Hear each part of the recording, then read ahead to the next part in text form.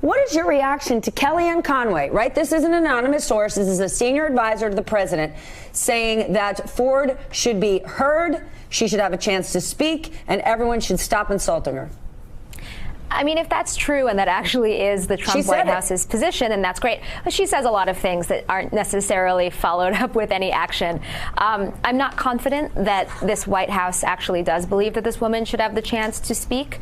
That said, if that is actually the White House position, then great. And I hope Republican senators take that on board and that they let Dr. Ford testify. Evan, explain the calculation, not just inside the White House, but inside the administration.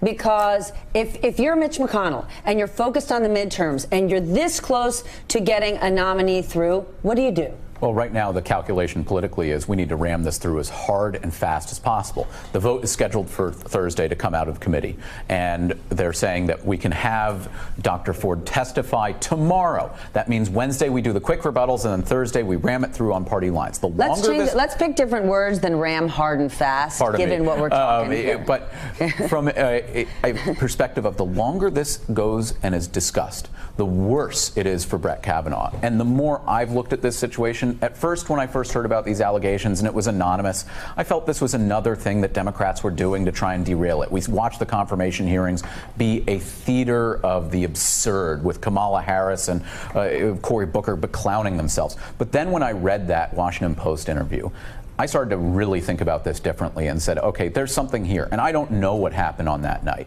but I know in the reaction that's going on right now that for the integrity of the court, as well as any of its future rulings, Brett Kavanaugh cannot sit on the Supreme Court. I think we need to withdraw his nomination, which is sad for me because I was an enthusiastic supporter. And we need to actually have somebody who's a conservative who will not have these types of allegations trailing them. But why does it have to be that black and white? You know, I looked at Matt Miller on Twitter earlier saying you either believe Ford or you believe Kavanaugh. Does it have to be that black and white? Can't you simply say this is one of the most important appointments in our government, in our country? Let's just put a pause on it and hear, because if he is as great a judge, as great of a character as he says he is, then this will play itself out. Why not say, let's listen to this a moment? I agree, and I would just disagree with saying that Kamala and Cory clown themselves. But here's the thing. We have to examine and vet this. It's not a question of, as you said, black and white. Her coming forward, we need to hear all the details of what she has to say. He has a right to respond. But by the same token, he hasn't been appointed to animal control. He's been appointed to be on the Supreme Court for a lifetime. And this, to me, is very similar to the evidence that Sheldon Whitehouse and others were trying to get from him on the issue of gambling. You see, because if this type of thing happens, and let's say it's a one-time incident, well, what stopped it? What's going to prevent you from doing it again? Did you get any type of therapy, Mr. Kavanaugh? I mean, so it's not black and white at all. It is just that complicated. And I'm not saying this to plug my other job, but you know how many calls I got this morning on the radio before I came over here from women victims and therapists? And this should disabuse people of the notion about women keeping this a secret and waiting to hold it to announce it at a time like this. There is something about this type of experience, and I learned about this morning, that makes it difficult for you to talk about it. Her coming out 20 or 30 years later is characteristic of this type of experience. Women called and said, I had a therapist say this, and people can Google this if they want to learn about this today.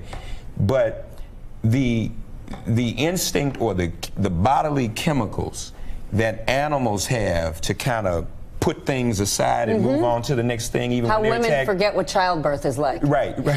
Yes. Human beings don't have that. And it can take the smallest thing. A woman called and told me she heard a song on the radio that reminded her of what had happened, and it triggered her coming out and talking about it. We are in the Me Too era. These matters are being litigated. You cannot be a judge who's going to hear these matters potentially, or oversee matters that will have been heard, that will be appealed, that will go to the Supreme Court, and you have a conflict of interest when you've done the very same thing and been so dismissive of it. Hold on, I want to bring Jill in. He must withdraw. We are in the Me Too era, but if you look at Twitter, for example, when a woman comes forward, if it's 10, 20, 30 years later, even if it's immediately after, the absolute character assassination she goes through and how brave you you have to be to do such? Casey mentioned it earlier, but I want to bring it back. I want to play what Susan Collins told CNN about these allegations just last night. Please listen. I obviously was very surprised, and it's an issue that I brought up with him last Friday, and he denied, as he did in his written statement. That's really all I have to say at this point. Do you believe the accuser? I don't know enough to make a judgment at this point. Okay, she doesn't know enough to make a judgment. She could know more, and I need to remind our audience, she knew enough to tell Al Franken to step down. Jill, Amen. All senators are under pressure, but what position does this put Susan Collins and Lisa Murkowski in?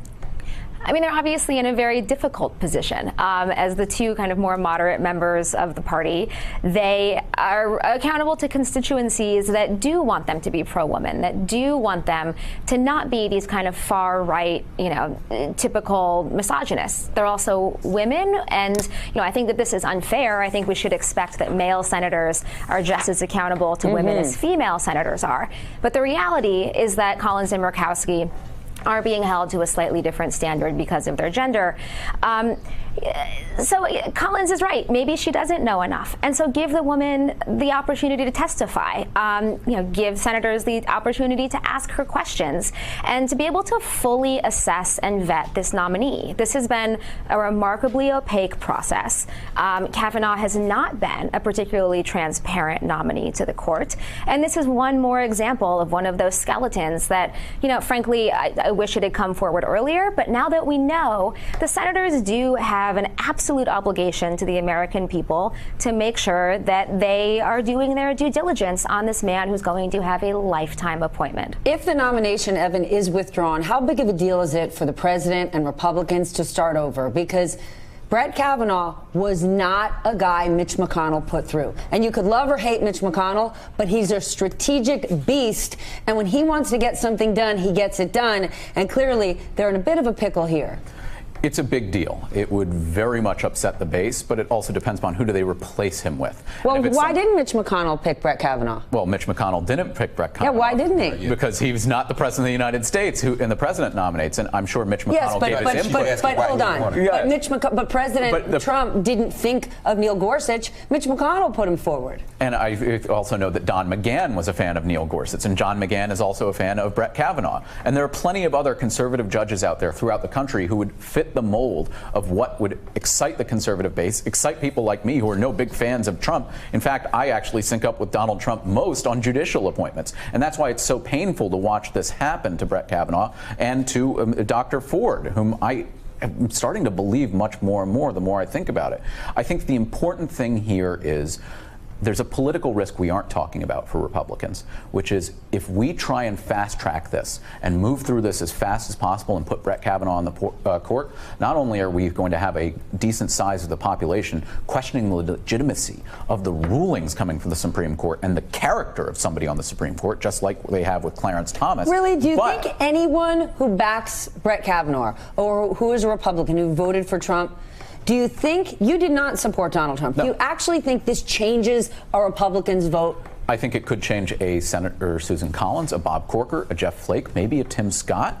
I think maybe a Ben Sasse. I think there's something happening where people are looking at it. But the political calculus is we already are accused of having a war on women. And you've seen how well we govern, which is not well at all. So we can't even, so that proves that we don't have a war on women, but it reinforces the narrative. And when you've seen women come out to the polls and register in historic numbers since President Trump was elected, this could be a slap in the face and ultimately feed the anger and retribution that women are going to bring in November. A war on women, excuse me. Isn't Ivanka Trump completely laser beam focused on the advancement of women and girls? Didn't she? She hasn't, and she hasn't spoken up 1 ounce on this, which blows my mind. All right, Mark, we could say all day long this is the Me Too era. Things are different. Look at the Women's March. Or are Republicans banking on sort of the Clarence Thomas model again?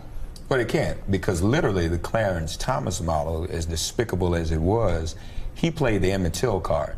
Remember, he said it was a high-tech lynching.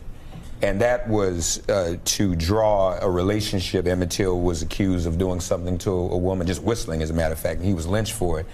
And that scared, obviously, the Democrats in power from bringing forward more accusers when it comes to Clarence Thomas. Kavanaugh's not a black man. He can't say what Clarence Thomas said. So I don't think that applies at all. We saw what happened with Roy Moore. He went down in flames in a very, very similar situation. Hold on. He went down in flames when people voted. But the GOP supported his nomination. The president stood with him. True. But as the question I thought you were asking, Evan, though, and what I'm reading into it, is that the majority leader did not want Kavanaugh for a reason, Mitch McConnell. I'm curious to know what that reason is. It could have He's been no dummy. Right, and it could have been, he may have known about this, he may have known about the gambling accusations, among other things. He knows that there are problems with him. So I think that alone is an indication that he's in very, very serious jeopardy. And not only does he need to withdraw, they may choose to withdraw him. It's telling that Kellyanne Conway is saying what she's saying. Now, we know Trump is schizophrenic. He might tweet something else today. But it's meaningful that she's saying what she's saying. This is bad. There is a war on women. We know that.